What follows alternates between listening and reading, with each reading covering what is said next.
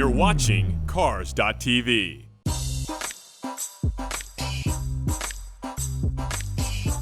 Welcome to Concorso Italiano. My name is Greg McCandless. I'm a manager at Lockheed Martin. Where we are today is Concorso Italiano, and which is a wonderful Italian car show here in the Monterey Bay area and a celebration of all things Italian. This car is a 1972 Ferrari Dino GTS Spyder 246. I was born a car guy. When I was 18, my uncle had a black Dino GTS Spyder, Daytona seats, red on the inside.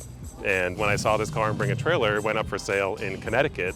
And I actually thought it was literally my uncle's car. I thought it was the same car. So I pleaded my case to my wife, and after much negotiation, we finally landed on, okay, we can go for it.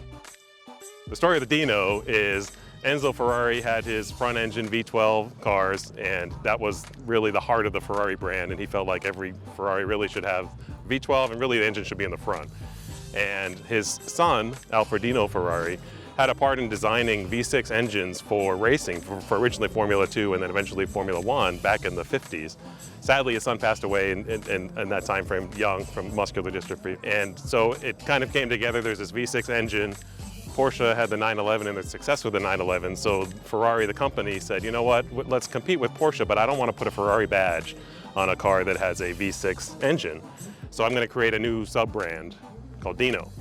Well, designed by Ferrari, the engine, because they wanted to use the Dino to homologate that engine for racing purposes, they actually worked with Fiat to have Fiat manufacture the Dino engine, which is the 2.4 liter V6, and a pretty innovative engine, I should say. 65 degree, which is unusual for a V6, to make a little bit more room for the intakes between the cylinders.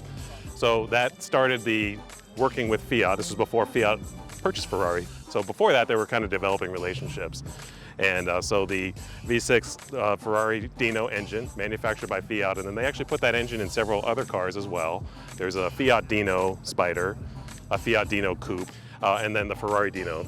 So Enzo did not want the Ferrari badge on this car, so it was Dino badge everywhere, although US cars actually do have the manufactured by Ferrari and the prancing horse inside the door, you know, as a little detail.